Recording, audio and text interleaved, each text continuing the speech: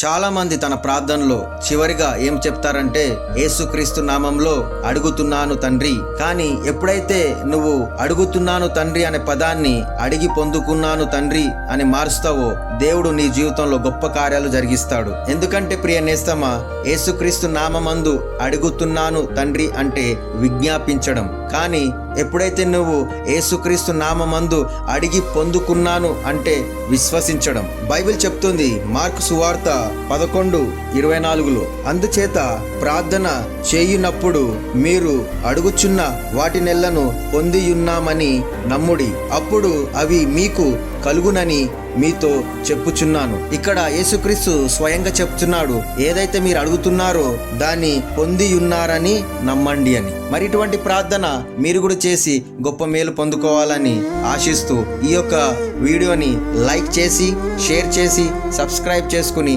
దేవుని రాజ్యంలో పాలుభాగస్తులవ్వండి.